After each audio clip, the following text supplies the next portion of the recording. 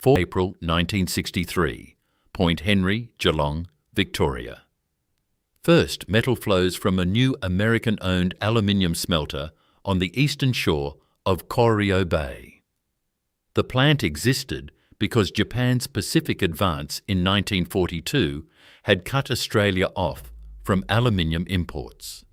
In his 1997 authorised company history White Gold, the eminent Australian historian Geoffrey Blainey recorded that the Americans cancelled the gala opening ceremony, to be conducted by Prime Minister Robert Menzies, for fear of industrial espionage by Japanese experts they had invited. They instructed that no official guests, not even Menzies, were to set foot inside the buildings.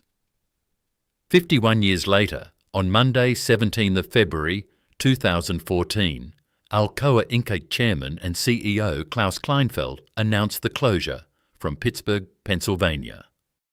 Around 1,000 Australian jobs would be gone within 10 months. The same American company that opened Point Henry behind locked gates closed it behind a press release. Chapter 1. The Strategic Act. To understand what happened on a Monday in February 2014, you have to start in February 1942. In the first weeks of that year, Japan took Singapore, swept across the Dutch East Indies, and landed on the north coast of New Guinea. Australia's dependence on imported aluminium, refined overseas from bauxite, the reddish ore, at its origin, was suddenly catastrophically exposed. Without aluminium, there were no aircraft.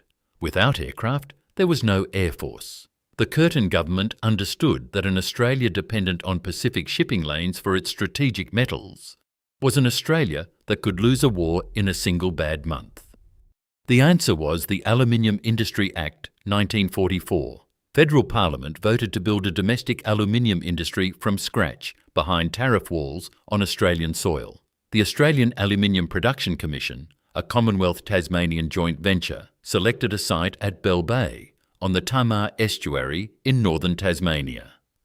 On 23 September 1955, the Bell Bay smelter poured its first metal. It was the first aluminium smelter in the Southern Hemisphere. In December 1960, by Federal Enabling Act, the Commonwealth sold Bell Bay to Comalco, a joint venture of Conzinc Rio Tinto of Australia and the British Aluminium Company, for nearly £11 million. The second smelter was built by another partnership. Lindsay Clark, an Australian mining engineer who would later be the founding chairman of Alcoa of Australia, persuaded the American parent, the Aluminium Company of America, headquartered in Pittsburgh, Pennsylvania, to invest in a new venture. He simultaneously persuaded the federal government to protect the new industry with import restrictions. Mining and refining would happen in Western Australia. Smelting and rolling would happen in Victoria. The Victorian site chosen was a peninsula on the eastern shore of Corio Bay, a few kilometres east of Geelong, a town the Ford Motor Company had been building since 1925, a town that knew what an American multinational looked like when it arrived with promises. Cavalier Construction Company broke ground at Point Henry in 1960.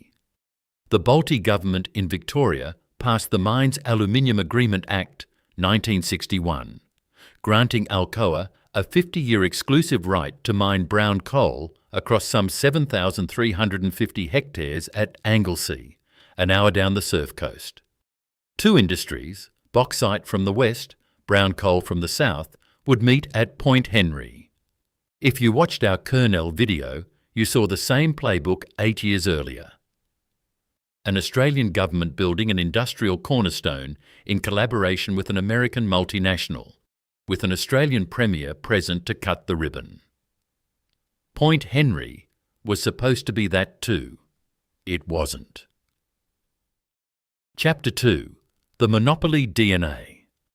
The company Lindsay Clark persuaded to come to Australia was not a normal company. In April 1937, the United States Department of Justice charged the Aluminium Company of America with monopolizing the American virgin aluminium ingot market.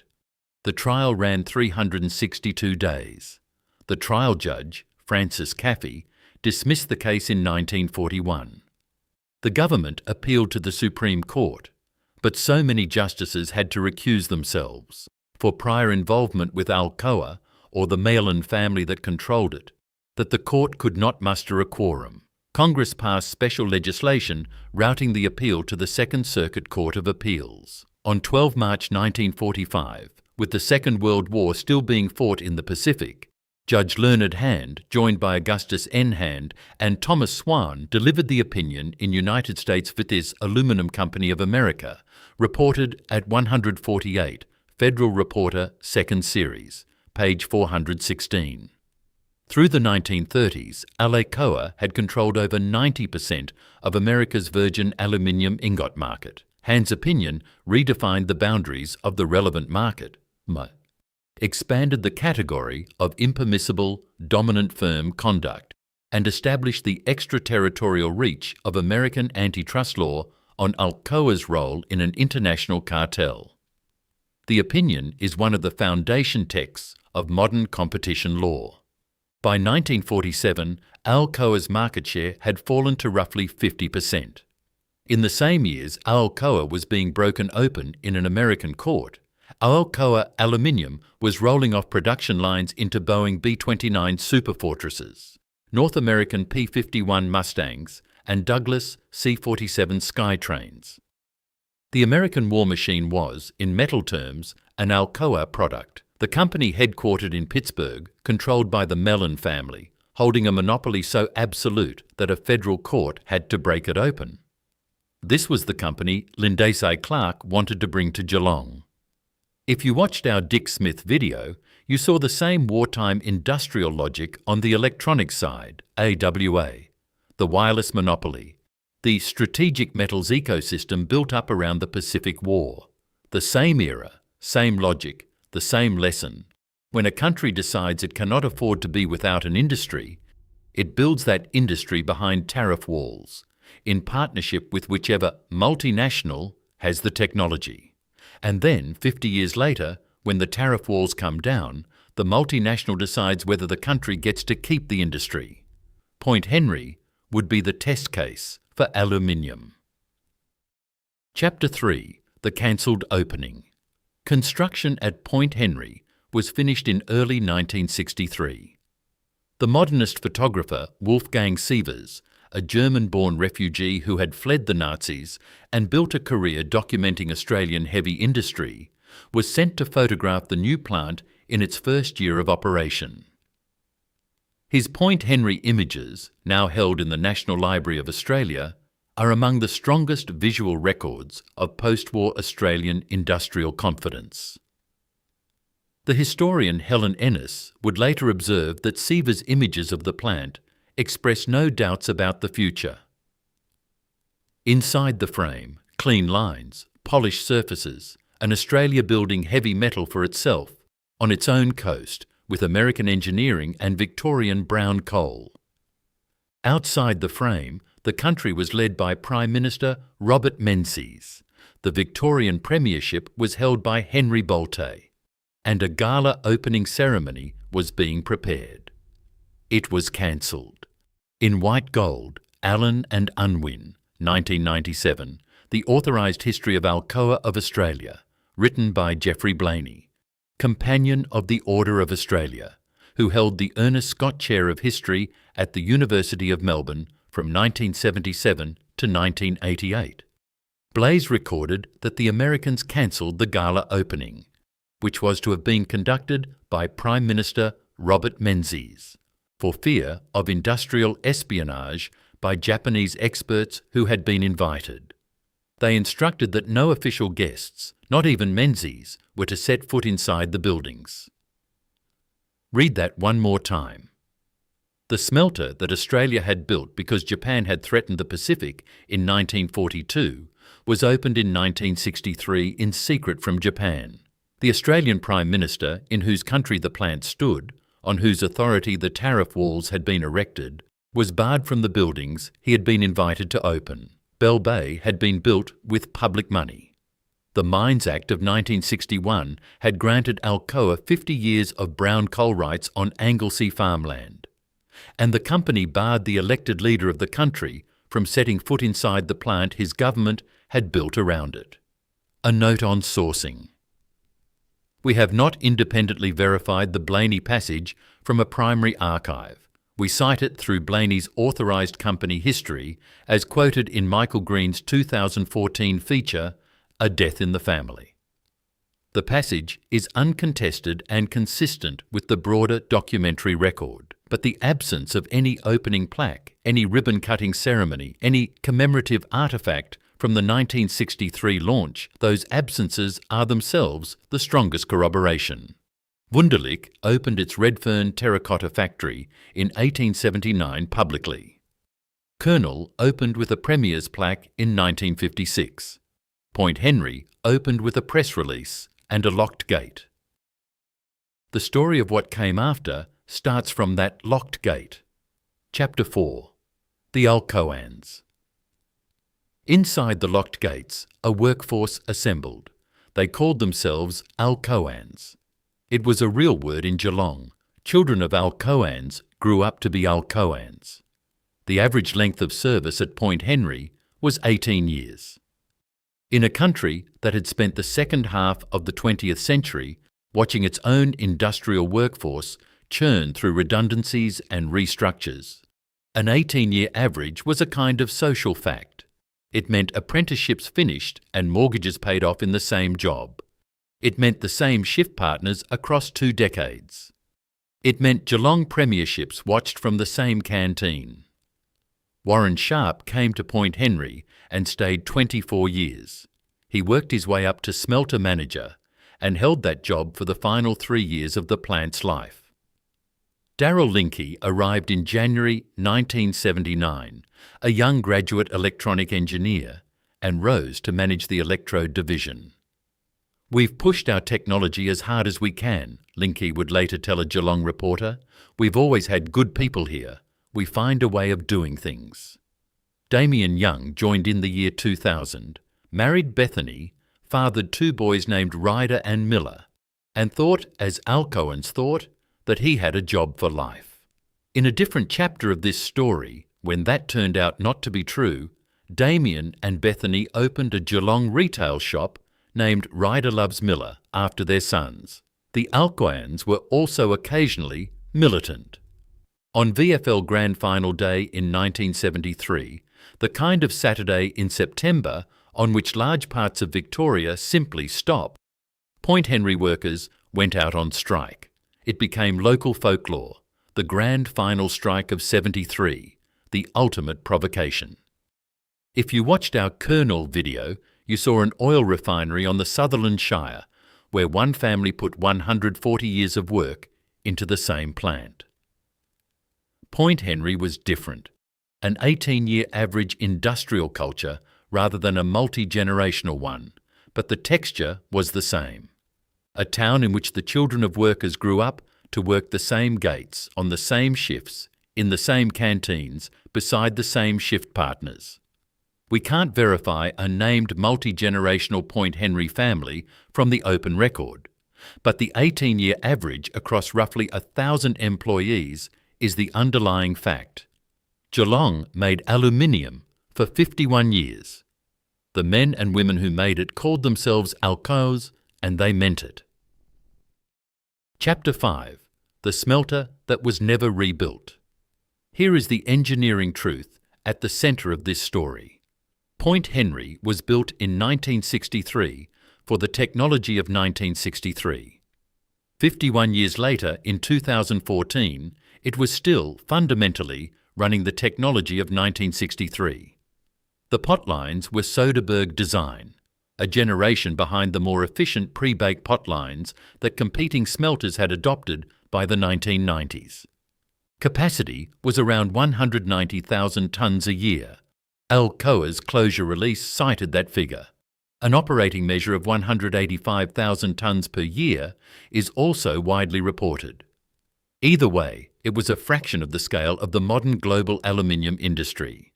Alcoa's newest smelter, the Ma'aden joint venture in Saudi Arabia, was 4 times Point Henry's size and far more automated. Bauxite from Saudi soil, refined with subsidised Saudi gas, smelted in plants built to 21st century specifications. Point: Henry was old before it died. It died because the structural numbers turned. The London Metal Exchange aluminium price had peaked above $3,200 per tonne in 2008 and fallen to roughly $1,800 per tonne by the early months of 2014. The Australian dollar, lifted by the mining boom, traded at or above parity with the US dollar for much of 2010 to 2013. And electricity, the single largest input cost, had become a problem. Pointer: Henry drew around 360 megawatts of electrical demand for its full capacity, roughly 5.8% of all the electricity Victoria consumed. Alcoa's own Anglesey Brown coal station, commissioned on 20 March 1969, with a 150 megawatt capacity, connected to Point Henry by some 30 kilometres of high-voltage transmission lines, supplied about 40% of that load. The rest came from the Victorian grid under a long-term supply contract. In December 2013, 2 months before the closure call, Alcoa and the generator AGL mutually terminated by court-ordered mediation.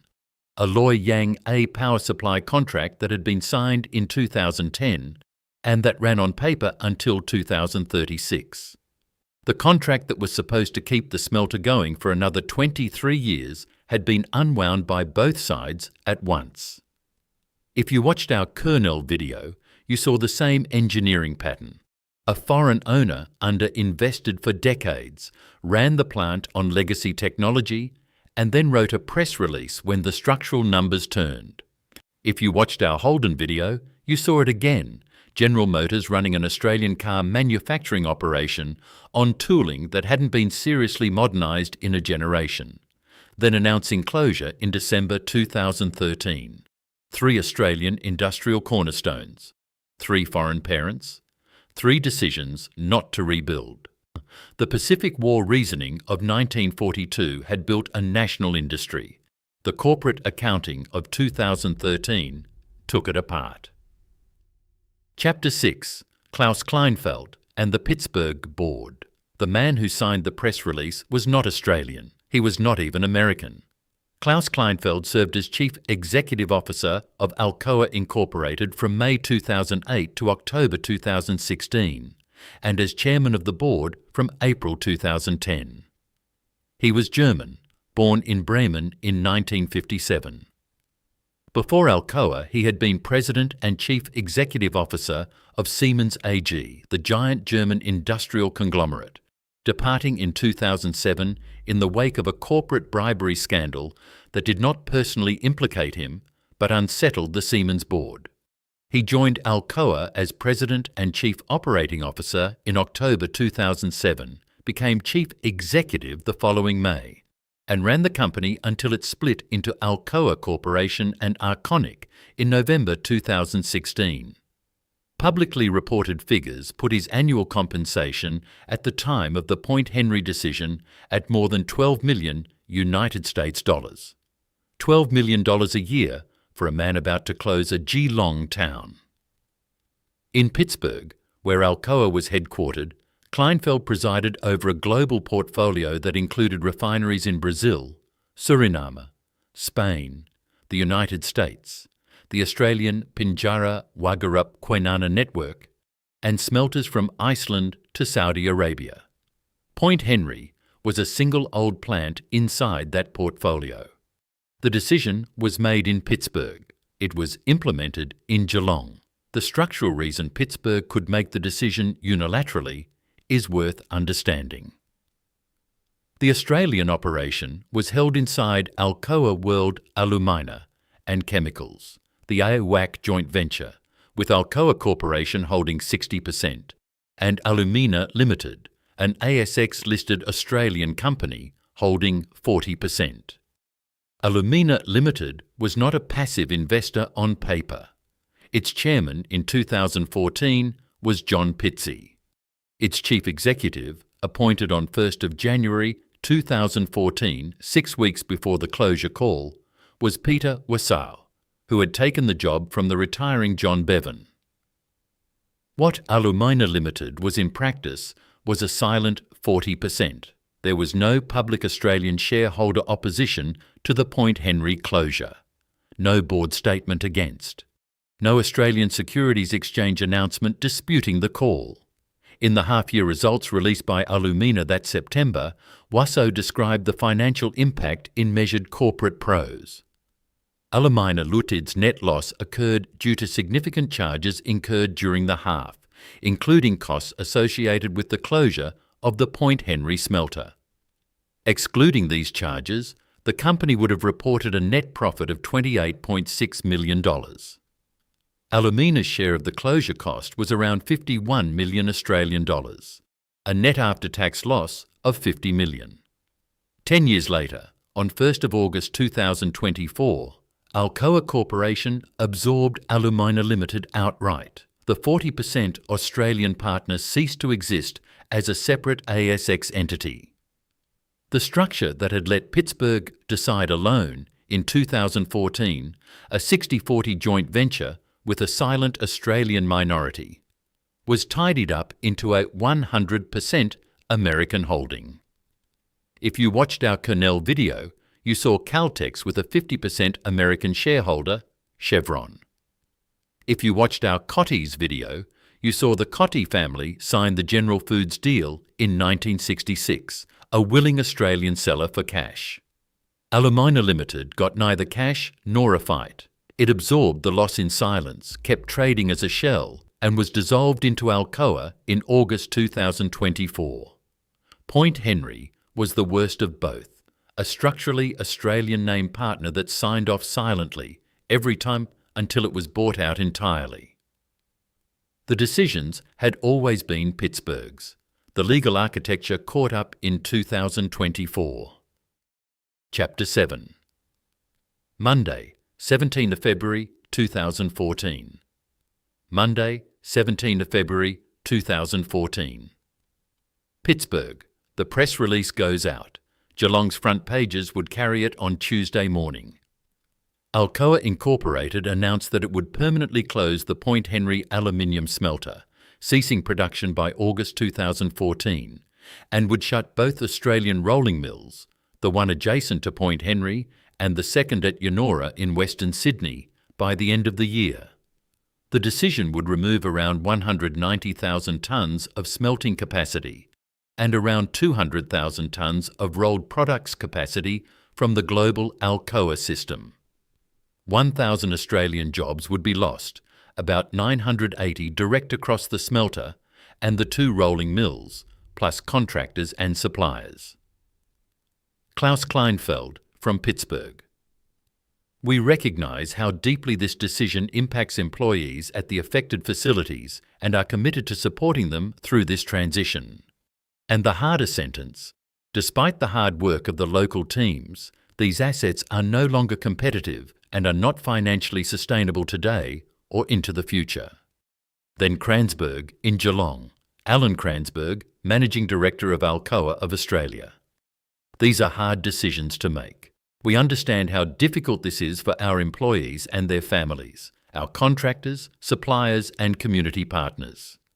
Everyone has worked hard to improve the competitiveness of the smelter and rolling business.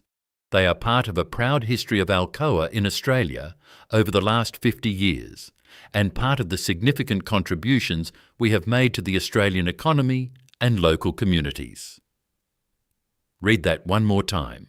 A proud history, while closing. The federal government's response began that afternoon. Treasurer Joe Hockey to ABC News on 18th February. This is one of a number of businesses that will pass, but many other businesses will open. Industry Minister Ian Macfarlane, the same day. This is an extraordinarily difficult time. Macfarlane went further, contrasting Point Henry's workforce arrangements with the surviving Tasmanian smelter.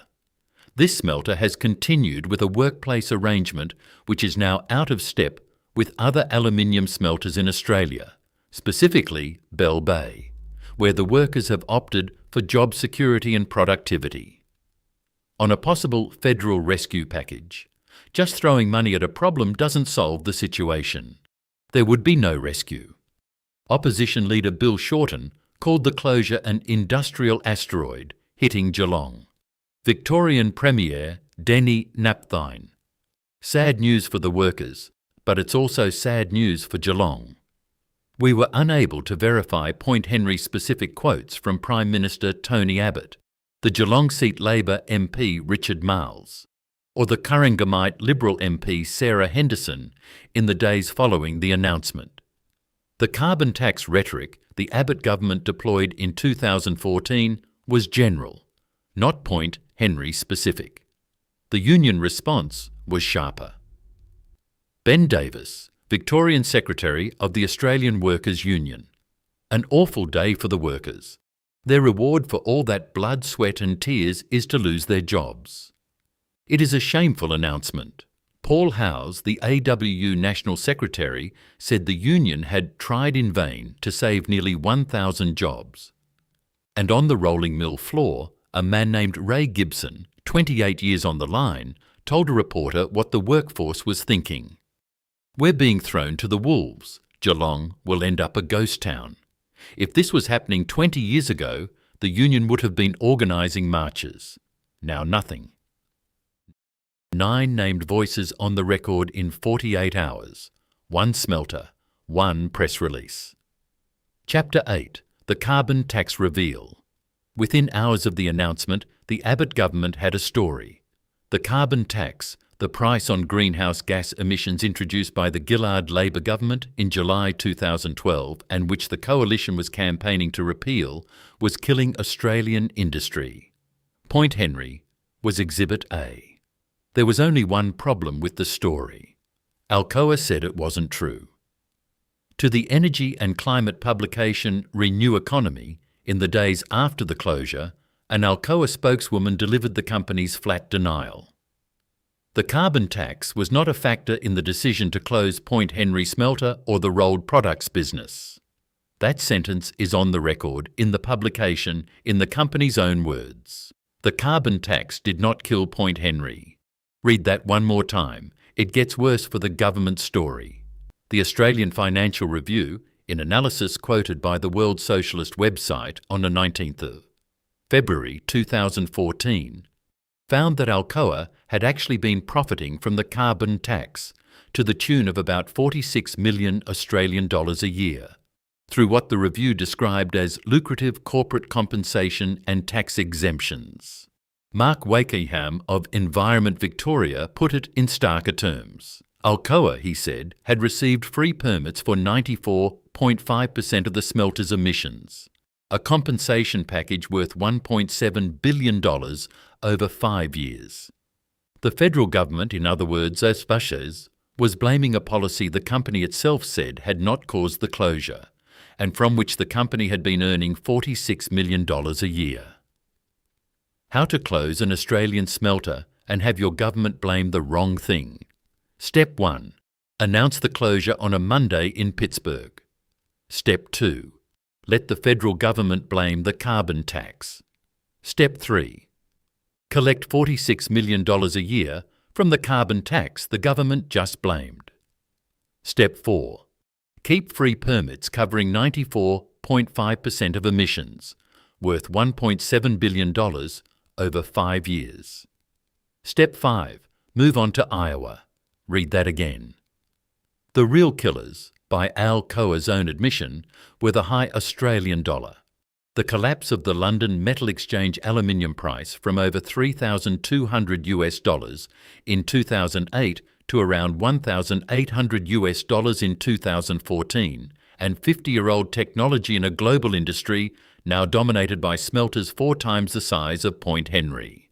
None of those things were the carbon tax. The 2012 Gillard government had given Alcoa a $40 million grant explicitly to keep Point Henry running until at least mid-2014. The grant did what it was supposed to do.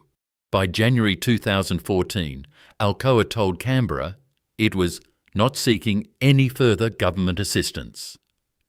There would be no rescue from the coalition either, no ASIC investigation into the closure, no ACCC review, no Productivity Commission report, no Senate inquiry. The Federal Industry Minister offered a funding review and a retraining package. The Federal Treasurer said businesses would pass. If you watched our Kernel video, you saw the catalogue-esque structural reveal of that story. Caltex, half-owned by American Chevron, closed Australia's largest refinery and was then supplied by imports from Chevron itself. Point Henry's reveal is sharper. The government blamed the carbon tax. The company said the carbon tax was not a factor. The company was earning $46 million a year from the carbon tax, with 94% of its emissions covered by free permits worth $1.7 billion over 5 years. Same trick, different policy lever, different decade. Chapter 9. Detroit got the F-150, the first quarter of 2014. Davenport, Iowa. While Alcoa was closing Point Henry, it was building the future of the Ford F-150.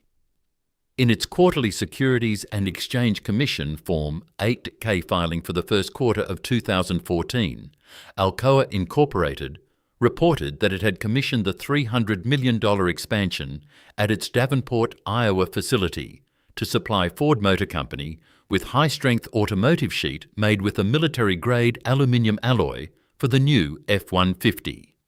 A second expansion in Tennessee was, the filing noted, on schedule to open in mid-2015. The Ford F-150 is the best-selling truck in the United States and has been for more than 37 consecutive years.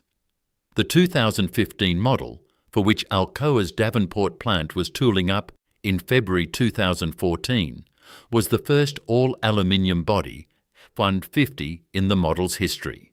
It weighed about 700 pounds less than the steel truck it replaced. Aluminium was the future of American light truck manufacturing. Alcoa was the supplier.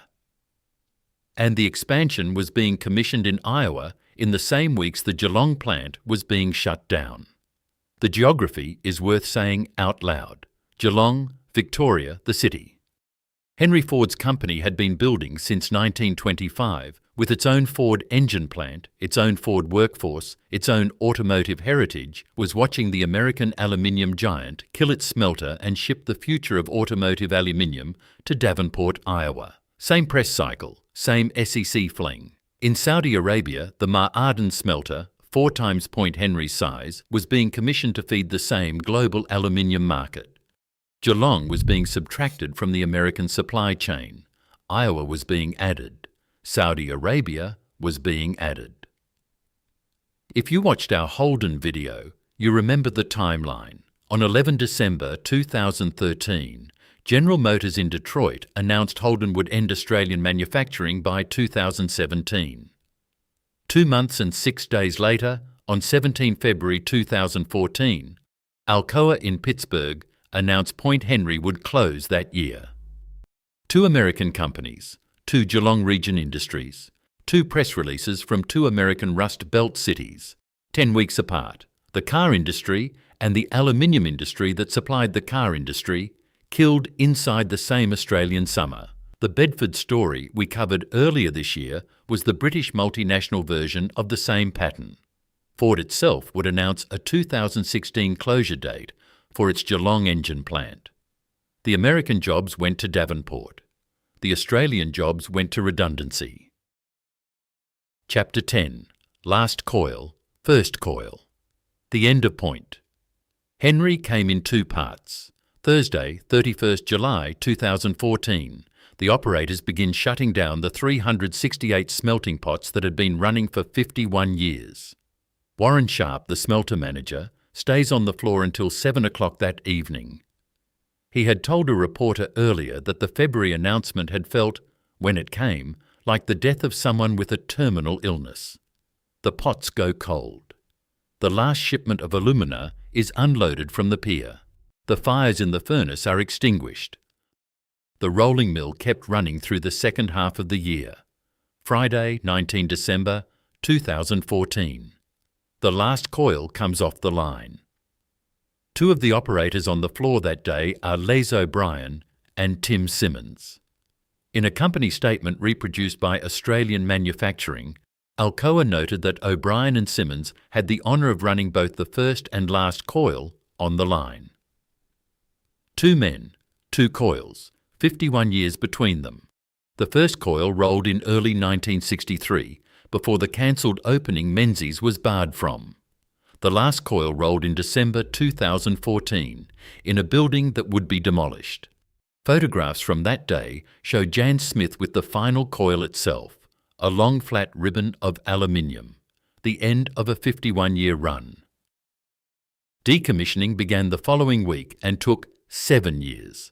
The plant, 368 smelting pots, the rolling mill, the supporting buildings, the pier, was steadily dismantled. By 2021, the site was clear. Of the roughly 75-hectare former industrial footprint, only the water tower and 1 building remain. The cleared site sits inside Alcoa's full land holding, about 575 hectares on the Point Henry Peninsula surrounding salt pans, wetlands, farmland and grasslands, all freehold owned.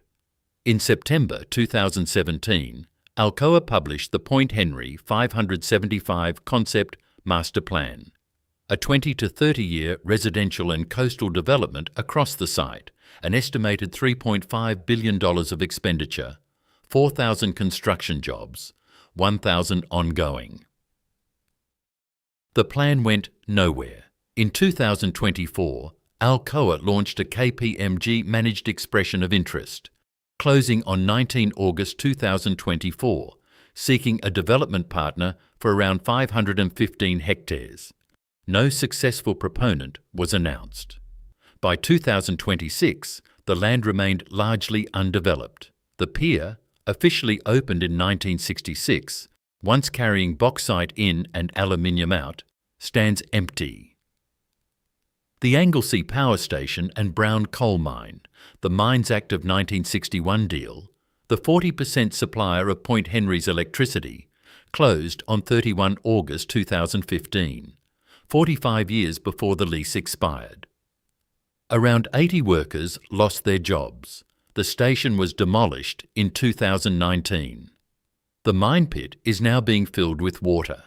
If you watched our Kernel video, you saw a refinery site that had been preserved as Australia's largest fuel import terminal. Its wharf still active, taking tankers from Singapore, South Korea, India and from Chevron itself.